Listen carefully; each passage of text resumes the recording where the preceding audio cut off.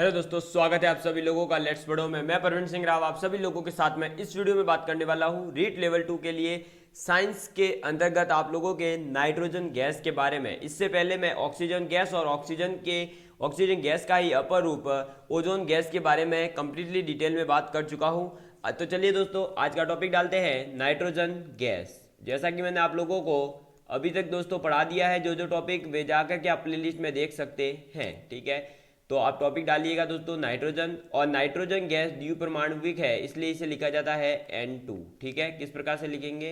N2 लिखा जाता है। बात करते हैं नाइट्रोजन गैस की, तो यह आवर्त सारणी में कौन से वर्ग में पाई जाती है और इसके साथ में कौन कौन से तत्व पाए जाते हैं। तो नाइट्रोजन गैस के साथ में जो इसका वर्ग है दोस्तों, वह है 15वां। कौन सा वर्ग है दोस्तों? इसका 15 नंबर का वर्ग है। 15 नंबर के वर्ग में कौन कौन से तत्व पाए जाते हैं? तो N, P, S सब विकारी, NPS सब विकारी, यानी कि नाइट्रोजन, फॉस्फोरस, आर्सेनिक, एंटीमनी और बिस्मिथ। हमें इन पांचों के नाम याद रखने हैं। ये कौन से वर्ग में पाए जाते हैं? 15 नंबर के वर्ग में पाए जाते हैं। और इन तत्वों को क्या कहा जाता है? तो इन्हें कहा जाता है दोस्तों प्रतिरूपी या सामान्य तत्व। ये बात भी आपको याद रखनी है। क्या कहा जाता है?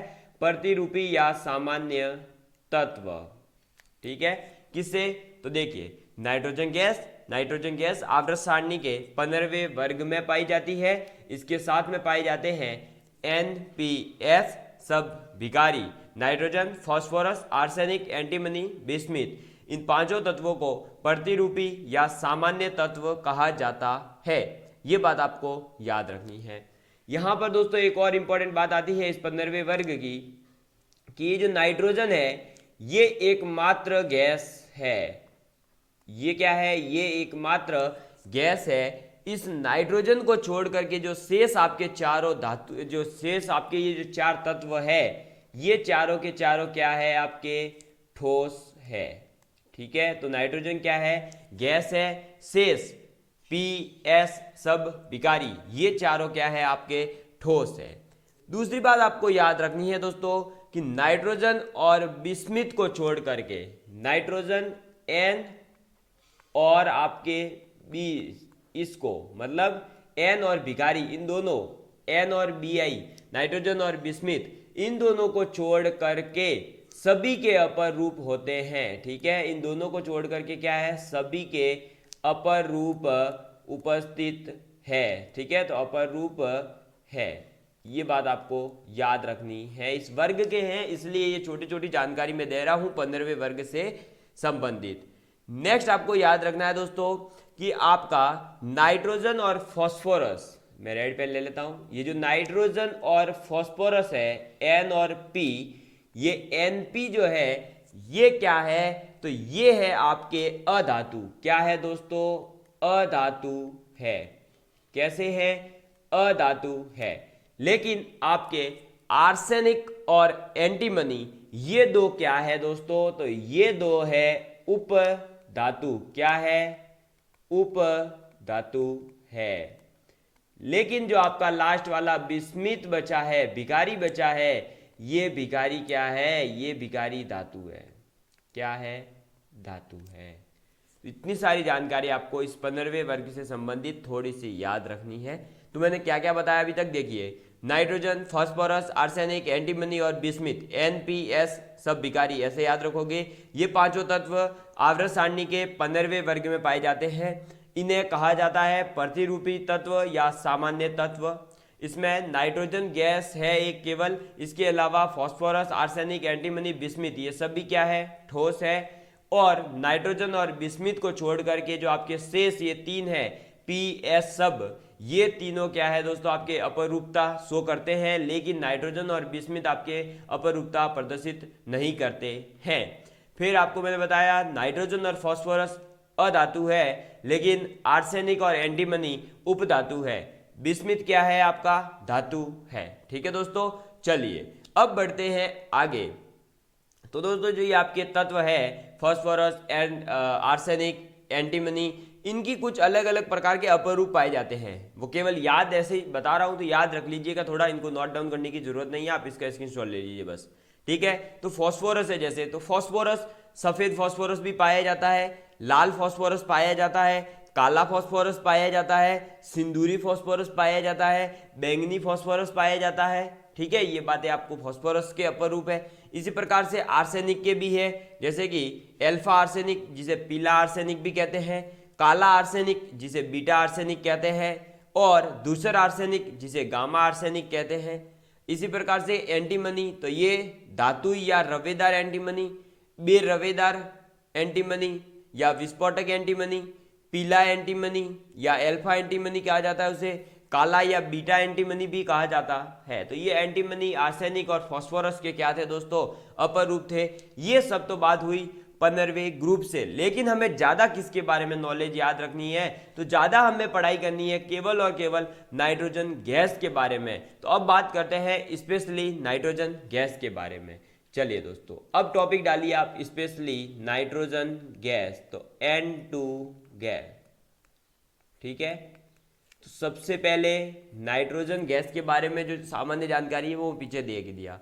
अब ये नाइट्रोजन जो है वायु का एक प्रमुख अवयव है, तो ये बात भी याद रखनी है, वायु की प्रमुख अवयव। ठीक है, वायु की प्रमुख क्या है दोस्तों, ये अवयव है। पहली बात तो ये याद रखनी है, ये वायु की क्या है, प्रमुख अवयव है। दूसरी बात आपको याद रखनी है इसके अंतर्गत दोस्तों कि आयतन की दृष्टि से वायुमंडल का जो आयतन है ना, उस आयतन की दृष्टि से वायुमंडल का लगभग 78% भाग नाइट्रोजन है। ठीक है, तो ये आयतन की दृष्टि से, भार के अनुसार आगे आएगा अभी, तो आयतन की दृष्टि से ये बात आपको याद रखनी है। ठीक है, आयतन की दृष्टि से वायुमंडल का लगभग 78%, कितना दोस्तों, 78% भाग नाइट्रोजन गैस है, भाग नाइट्रोजन गैस है। ठीक है, नेक्स्ट पॉइंट आता है नाइट्रोजन के लिए, वह है कि वायुमंडल के सहित जो पृथ्वी है दोस्तों आप लोगों की, उस पृथ्वी पर नाइट्रोजन का जो भार के अनुसार है वह कितना है, 0.01% है भार के अनुसार। तो आप ये लिख सकते हैं कि वायुमंडल सहित, ठीक है, वायुमंडल सहित पृथ्वी पर नाइट्रोजन का बाहुल्य भारानुसार, बाहुल्य भार के अनुसार, यानी कि भार के अनुसार कितना भाग है, तो भार के अनुसार। ठीक है, वायुमंडल सहित पृथ्वी पर नाइट्रोजन का बाहुल्य भार के अनुसार 0.01%, कितना, 0.01% है। ये बात भी आप लोगों को याद रखनी है। ठीक है, तो वायु की प्रमुख अवयव है कौन, नाइट्रोजन गैस। आयतन की दृष्टि से वायुमंडल का लगभग 78% भाग नाइट्रोजन गैस है। वायुमंडल सहित पृथ्वी पर नाइट्रोजन का बाहुल्य भार के अनुसार कितना है, तो 0.01%। ठीक है, संयुक्त अवस्था में जो नाइट्रोजन गैस है वह किस नाइट्रेट के रूप में पाई जाती है, ये बात आपको याद रखनी है। ठीक है, किस रूप में पाई जाती है, नाइट्रेट के रूप में। तो संयुक्त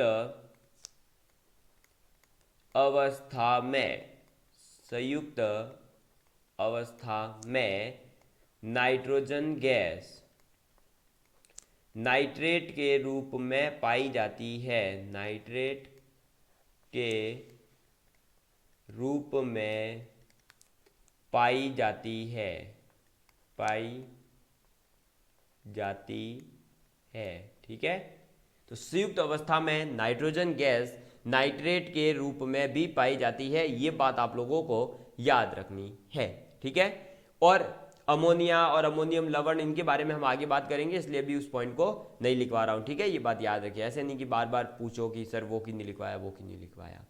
और दोस्तों ये बात हमेशा याद रखिएगा कि मायूस मत होना कभी जिंदगी में, मायूस मत होना कभी जिंदगी में। किसी भी वक्त तेरा नाम बन सकता है, किसी भी वक्त तेरा नाम बन सकता है। अगर दिल में हो आग, अगर दिल में हो आग और हौसले हो बुलंद, तो अखबार बेचने वाला भी कलाम बन सकता है। ये बात आपको याद रखते हुए पढ़ाई पर कंटिन्यूअसली फोकस करना है। इस कोरोना वोरोना की वजह से डिस्ट्रैक्ट बिल्कुल नहीं होना है और केवल पढ़ाई पर फोकस करना है, ठीक है। तो नाइट्रोजन गैस के बारे में ये बातें हैं। चलिए नेक्स्ट पॉइंट लिखवाते हैं नाइट्रोजन गैस के बारे में। तो दोस्तों यूरिया जो है आप लोगों के नाइट्रोजन जो है यूरिया नामक कार्बनिक यौगिक का एक प्रमुख अवयव भी है। और आप लोग जानते भी है कि यूरिया सबसे पहले लेबोरेटरी में बना हुआ एक यौगिक है। तो जो ये यूरिया है इसमें नाइट्रोजन की कितनी मात्रा होती है, तो 46%। तो नाइट्रोजन यूरिया में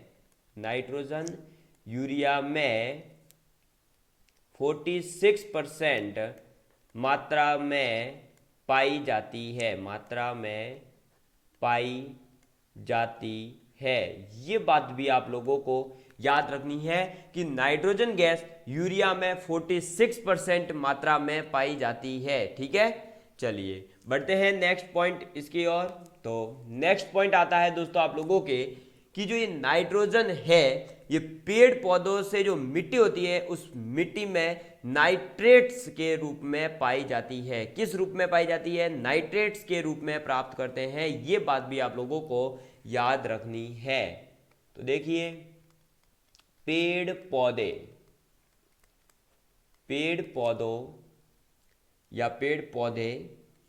लिख लीजिए, क्योंकि फिर मैं आगे लिखवाऊंगा उसमें गड़बड़ हो जाएगी। पेड़ पौधे मिट्टी से, किससे दोस्तों, मिट्टी से नाइट्रोजन, जो नाइट्रोजन गैस है, नाइट्रोजन को नाइट्रेट्स के रूप में, किस रूप में, नाइट्रेट्स के रूप में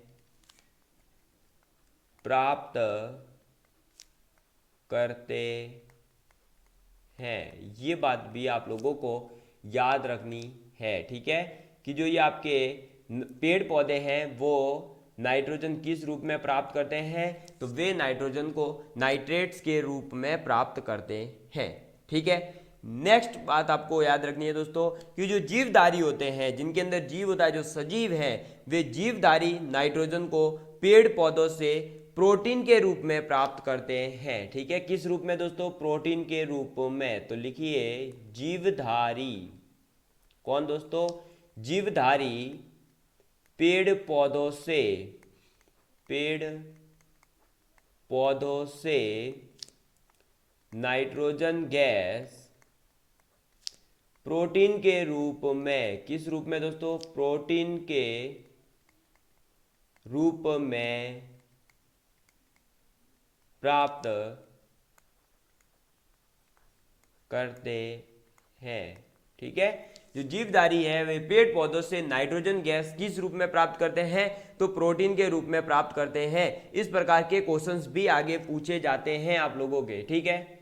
नेक्स्ट आप लोगों को याद रखना है कि जो अमोनियम क्लोराइड है, लैब के अंतर्गत अगर हमें नाइट्रोजन गैस बनानी है तो हम किस प्रकार से बनाएंगे, तो हम क्या करेंगे, अमोनियम क्लोराइड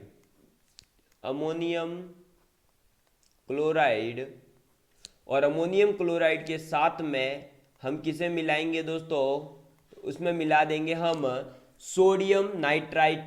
किससे दोस्तों, सोडियम नाइट्राइट को मिला देंगे और कितने डिग्री सेल्सियस पर, तो 700 डिग्री सेल्सियस पर, कितने पर, 700 डिग्री सेल्सियस पर गर्म करेंगे तो हमें नाइट्रोजन गैस प्राप्त होगी। क्या प्राप्त होगी, नाइट्रोजन गैस प्राप्त होगी। ये बात आप लोगों को याद रखनी है कि जब अमोनियम क्लोराइड को हम सोडियम नाइट्राइट के साथ में रिएक्शन करवाते हैं, 700 डिग्री सेल्सियस पर एक लैब में, तो हमें नाइट्रोजन गैस प्राप्त हो जाती है। तो अगर आप लोगों से ये पूछ लिया जाए कि निम्नलिखित में से किससे हम प्रयोगशाला में नाइट्रोजन गैस प्राप्त कर सकते हैं, और वहां अलग अलग प्रकार के मिश्रण दे रखे हो, तो आपको मिश्रण कौन सा याद रखना है कि अमोनियम क्लोराइड और सोडियम नाइट्राइट, इन दोनों का मिश्रण जो है 700 डिग्री सेल्सियस पर गर्म करके हम नाइट्रोजन गैस प्राप्त कर सकते हैं। नेक्स्ट दोस्तों, जो ये आपका नाइट्रोजन गैस है, ये किस प्रकार का अणु है, तो ये द्विपरमाणविक अणु है। ठीक है, ये मैं पहले भी बता चुका हूं, अब लिख लीजिए। द्विपरमाणविक किस प्रकार का है दोस्तों? द्विपरमाणविक अणु है। ठीक है, ये ध्रुवीय है या अध्रुवीय है? तो नाइट्रोजन जो है दोस्तों यह अध्रुवीय है, नॉन पोलर है। किस प्रकार का है दोस्तों? अध्रुवीय है। ठीक है, किस प्रकार का है? अध्रुवीय है, नॉन पोलर है। ये बात भी आप लोगों को याद रखनी है। ठीक है, चलिए बढ़ते हैं। अब नाइट्रोजन के जो कुछ उपयोग है उनके बारे में, जो कि आप लोगों के जैसे दे रखा है कि नाइट्रोजन के आपको क्या बताने हैं दोस्तों, जो नाइट्रोजन चक्र है उसके बारे में भी पढ़ना है। तो उसके लिए हमें पहले उपयोग पढ़ लेते हैं। तो देखिए, नाइट्रोजन के उपयोग, अब नाइट्रोजन गैस के उपयोग कहाँ कहाँ होता है उसके बारे में हम पढ़ेंगे। नाइट्रोजन गैस का सबसे पहला और प्रमुख जो उपयोग है वो व्यापारिक रूप से, जब हमें कॉमर्शियल रूप से अमोनिया प्राप्त करना हो तब किया जाता है। तो आप पहला उपयोग इसका लिखेंगे दोस्तों कि नाइट्रोजन का सबसे प्रमुख व्यापारिक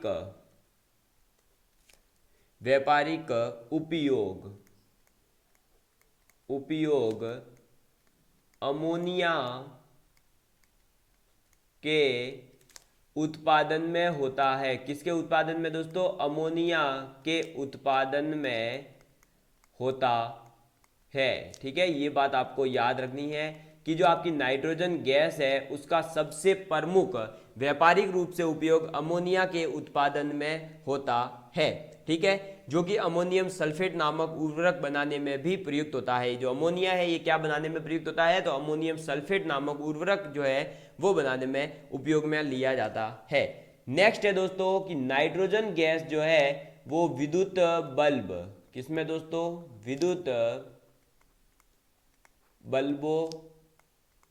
विद्युत बल्ब जो होते हैं ना उनमें, तथा अगर हमें उच्च ताप मापने वाले तापमापी बनाने हैं, किस प्रकार के? उच्च ताप मापने वाले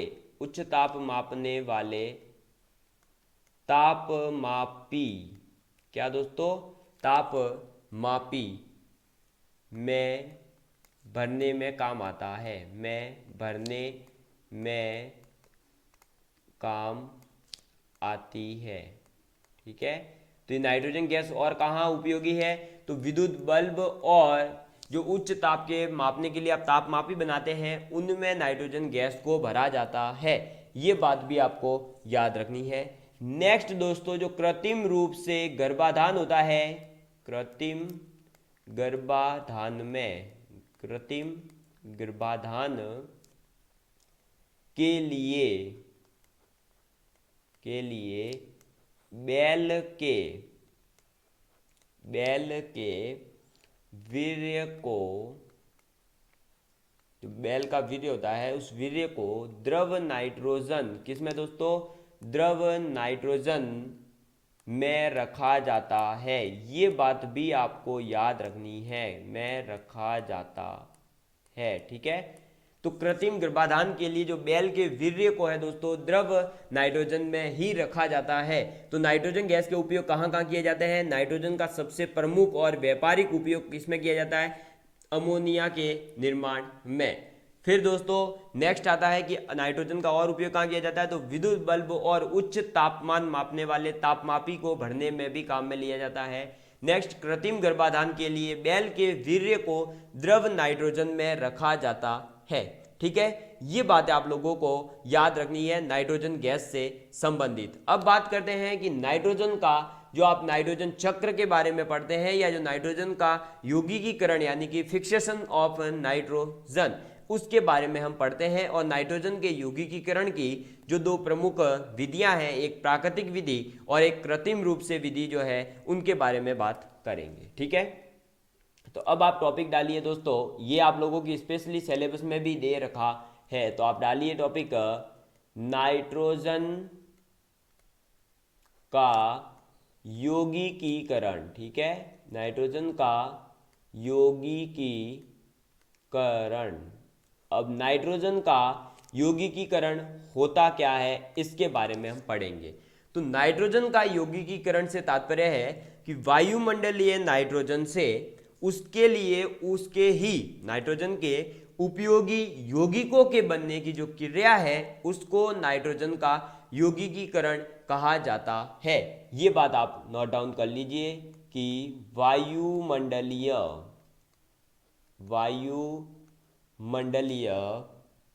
नाइट्रोजन से उसके उपयोगी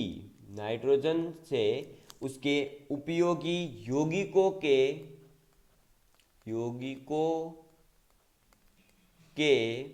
नाइट्रोजन, वायुमंडल में नाइट्रोजन है ना, उस नाइट्रोजन के उपयोगी यौगिकों के बनने की क्रिया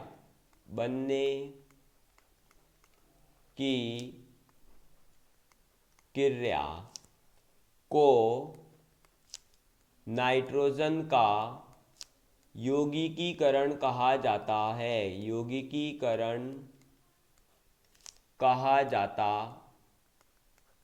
है। ये बात आपको याद रखनी है।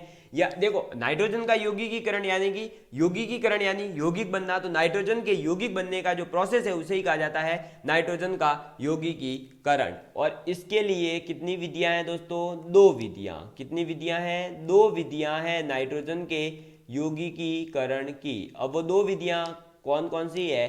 तो पहली विधि है दोस्तों आप लोगों के प्राकृतिक विधि। ठीक है, जो कि नेचुरल विधि है, जो कि प्रकृति के द्वारा नाइट्रोजन का यौगिकीकरण होगा। नाइट्रोजन का क्या होगा? यौगिकीकरण होगा, लेकिन वो प्रकृति के द्वारा। और सेकंड है दोस्तों आप लोगों के कृत्रिम विधि यानी कि आर्टिफिशियल, या फिर आप कह सकते हैं कि मानव खुद जो है नाइट्रोजन का क्या करवाएगा? यौगिकीकरण करवाएगा। ठीक है, अब दोस्तों आगे हम पढ़ेंगे कल नेक्स्ट वीडियो में कि विनाइट्रीकरण क्या होता है, नाइट्रोजन चक्र क्या होता है, और कृत्रिम विधि जो है नाइट्रोजन की वो कौन सी है। जैसे एबर विधि से क्या आपने पढ़ रखी होगी, बर्कलैंड आइंड आपने विधि पढ़ रखी होगी। फिर अमोनिया के जो नाइट्रोजन के जो यौगिक है, अमोनिया के अलावा नौसादार, नाइट्रस ऑक्साइड, नाइट्रिक अम्ल, अम्लराज, नाइट्रस अम्ल, इन सभी के बारे में थोड़ी सी जानकारी लेंगे। उसके बाद में आपका नाइट्रोजन गैस भी कंप्लीट हो जाएगी। उसके बाद में हमारा कौन सा जो है दोस्तों नेक्स्ट आएगा? प्राकृतिक गैस के बारे में। ठीक है, एक बार मैं रिवाइज करवा देता हूं। आज हमने जो पढ़ा है नाइट्रोजन गैस के बारे में, सबसे पहले हमने पढ़ा कि नाइट्रोजन गैस जो है वो कौन से वर्ग में पाई जाती है? 15वें वर्ग में पाई जाती है आवर्त सारणी में। नाइट्रोजन गैस जो है ये गैस की अवस्था में पाई जाती है। इसके अलावा फास्फोरस, आर्सेनिक, एंटीमनी, बिस्मिथ, ये चारों किस अवस्था में पाए जाते हैं? ठोस अवस्था में। तो ये तो था पहला पॉइंट की वर्ग के बारे में। सेकंड, इनकी जो स्थिति है उसके बारे में बात करी, मतलब इनकी अवस्था कौन सी है? ठोस है, द्रव है, गैस है। ठीक है, फिर दोस्तों नाइट्रोजन और फास्फोरस तो क्या है? आपके अधातु है। आर्सेनिक और एंटीमनी क्या है? आपके उपधातु है। और बिस्मिथ क्या है? आप लोगों का धातु है। तो ये हो गई इनकी धातु, अधातु और उपधातु के आधार पर वर्गीकरण। फिर जो ये दोस्तों आपका 15वां वर्ग है, इस पूरे वर्ग को ही क्या कहा जाता है? प्रतिरूपी या सामान्य तत्वों का वर्ग, या प्रतिरूपी तत्व या सामान्य तत्व भी कहा जाता है। फिर आपका नाइट्रोजन और बिस्मिथ जो है ये दो तो अपर रूप शो नहीं करते हैं। इसके अलावा फास्फोरस, आर्सेनिक और एंटीमनी ये सभी अपर रूपता दिखाते हैं। और इनके अपर रूप कौन कौन से हैं वो भी मैं बता चुका हूं। जैसे फास्फोरस के सफेद, लाल, काला, पीला, सिंदूरी, बैंगनी, इस प्रकार से। आर्सेनिक के भी पीला, काला, धूसर। एंटीमनी में भी धातुई, रवेदार, बेरवेदार, और आपका पीला और आपका काला। ठीक है, नेक्स्ट फिर बात करी नाइट्रोजन गैस के बारे में। तो ये वायु की दोस्तों क्या है? प्रमुख अवयव है। फिर आयतन के आधार पर यह वायुमंडल का लगभग कितना है? 78% है। वायुमंडल सहित पृथ्वी के भार के अनुसार नाइट्रोजन गैस कितनी है, तो 0.01% है। संयुक्त अवस्था में नाइट्रोजन गैस नाइट्रेट के रूप में पाई जाती है। नाइट्रोजन यूरिया में 46% मात्रा में पाई जाती है। कितनी, 46% मात्रा में यूरिया में नाइट्रोजन गैस पाई जाती है। फिर बात करी, पेड़ पौधे जो है वो मिट्टी से नाइट्रोजन को किस रूप में लेते हैं, तो नाइट्रेट्स के रूप में लेते हैं। जीवधारी पेड़ पौधों से नाइट्रोजन गैस प्रोटीन के रूप में लेते हैं।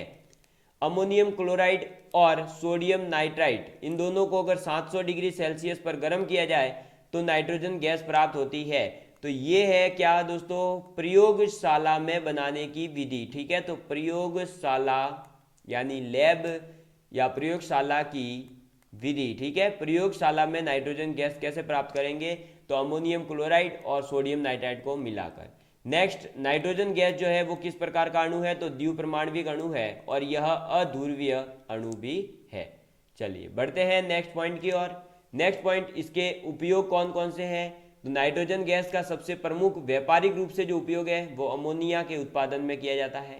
नेक्स्ट, नाइट्रोजन जो है वह विद्युत बल्बों और उच्च ताप मापने वाले तापमापी को भरने में काम में आता है।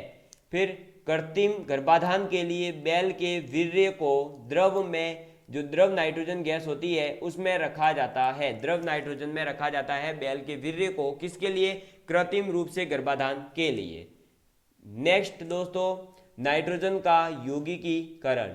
तो नाइट्रोजन का यौगिकीकरण यानी कि वायुमंडलीय नाइट्रोजन से उसके उपयोगी जो यौगिक है उनके बनने की क्रिया को नाइट्रोजन का यौगिकीकरण कहा जाता है। इसके लिए दो विधियां हैं। दो विधियां कौन कौन सी, तो पहली है प्राकृतिक विधि और दूसरी है कृत्रिम रूप से विधि। अब कृत्रिम रूप से कौन कौन सी आती है, तो हेबर्स है, बर्क आइलैंड है। इनके अलावा जो आपका विनाइट्रीकरण भी होता है, फिर आपके नाइट्रोजन चक्र क्या होता है उसके बारे में पूरी डिटेल में बात करेंगे नेक्स्ट वीडियो में। ठीक है दोस्तों, तब तक के लिए बाय बाय, धन्यवाद।